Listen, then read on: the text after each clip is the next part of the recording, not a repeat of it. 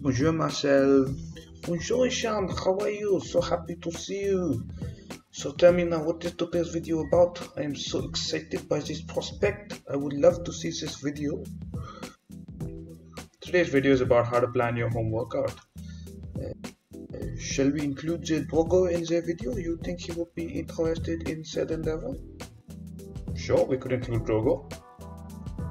You wanna call him? Yes, of course, Monsieur Drogo. Monsieur Drogo, are you interested in participating in the video?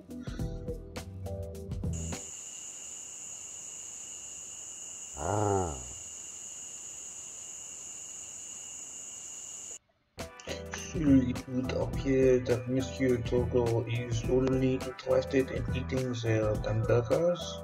So I guess I will just hand over to Mr. Ishanto.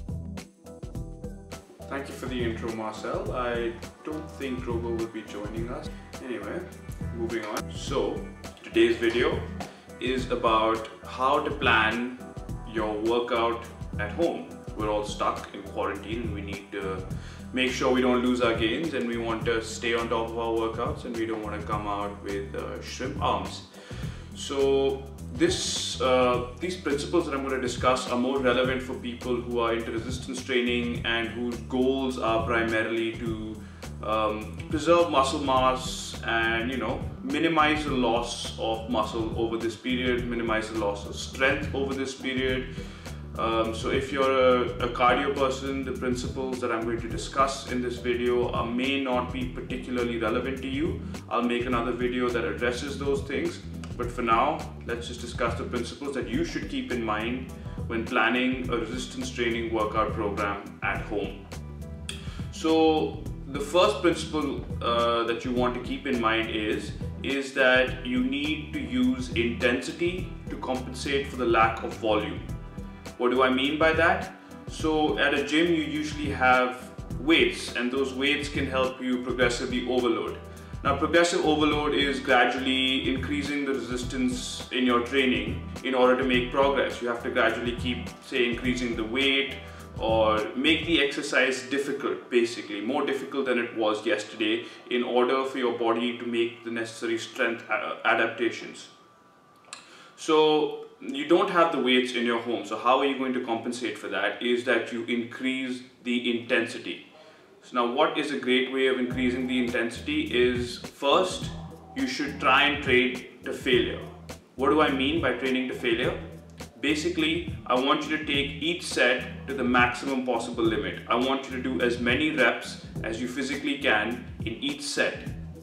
This increases the intensity of each set and compensates for the fact, well, to some degree it compensates for the fact that you lack the necessary weights and all that to increase, to gradually, progressively overload and create that stress on your muscles that creates change. Another way that you can increase the intensity is to give yourself a mechanical disadvantage when doing the exercise. Now, what do I mean by give yourself a mechanical disadvantage is, for example, when you do an exercise where your arms are closer to your body, where you're deadlifting, you can lift much more weight because you're lifting the weight close to your body, right? But now if I were to try and lift the same weight with my arms out like this, no chance I could lift it. So what is happening is in this position, I'm at a mechanical disadvantage to lift the same kind of weight. You can apply this principle to do things such as mechanical drop sets. So here I'm starting with my legs straight, which makes the exercise more difficult, and then giving myself a mechanical advantage by tucking my knees in so I can do more repetitions. The third thing that you can do to increase the intensity of your workout is to adjust the tempo of your workouts. So what do I mean by that? So usually when you're doing, say, a squat or a deadlift or any other kind of movement at the gym, you're usually just trying to get it up and down, not worrying about what pace you're lifting it at. However, if you say slow down the tempo, now what is that doing? Why is that harder? Because in order to slow down the tempo, your muscles have to contract and control that weight. That just increases the amount of time under tension. Time under tension is also one way of progressively overloading. So by slowing down the pace of your movement, say doing a 3-1-3 squat or a 3-1-3 push-up where it's 3 seconds down, pause, and then 3 seconds up is a lot harder than if you're just repping out as many reps as you can, as fast as you can. So tempo is another useful tool that you can use to increase the intensity of your workouts. Another thing that you can do to increase the intensity in your workouts is to incorporate more unilateral moves. So otherwise exercises that you would do, say bilaterally, for example a hip thrust where you use both legs to thrust your hips up, you can change that and use, do single leg hip thrust. That way you're doubling the weight that each leg is having to deal with, which will compensate for the lack of added resistance that you can add through weights. So shifting from otherwise bilateral movements to unilateral movements can be extremely beneficial in adding that extra resistance and extra intensity to your workouts. Now principle number 2, and it's going to be quite a broad one, is improvise. Now what do I mean by improvise? I mean basically look around you. There is a world of opportunity with all the things that you have around you. Anything that gravity pulls everything towards the earth, everything has its own natural resistance. You can use a lot of the most basic things around you to add different elements to your workout. Now admittedly that's not easy, but I'm going to share some basic principles that you should keep in mind that will help you look at ordinary house objects maybe slightly different. So in order to understand that, you need to understand the planes of movement that you want to move in.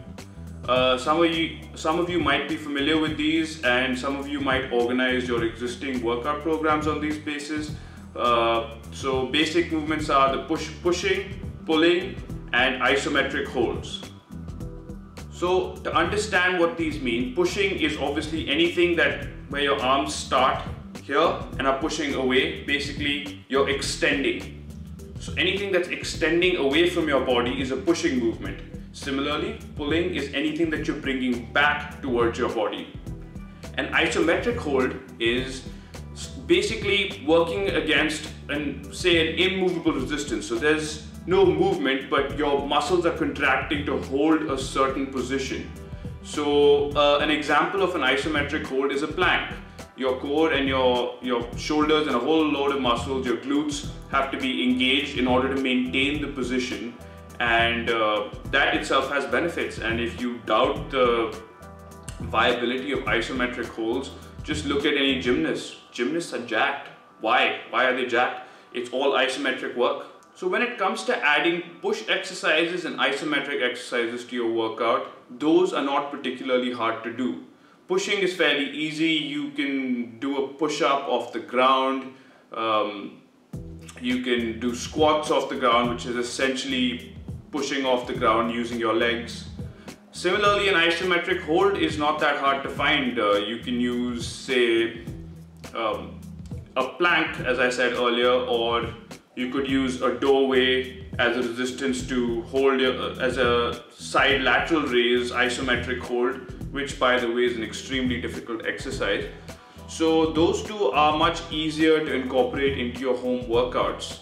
Adding pull workouts into your home workout is much harder because you have to rely on an external force, right? For example, even if I'm doing a pull-up, the bar has to have enough resistance that it doesn't break down when my body is pulled up on it. Whereas with a push-up, I'm just pushing against the ground. I don't necessarily need an external resistance factor.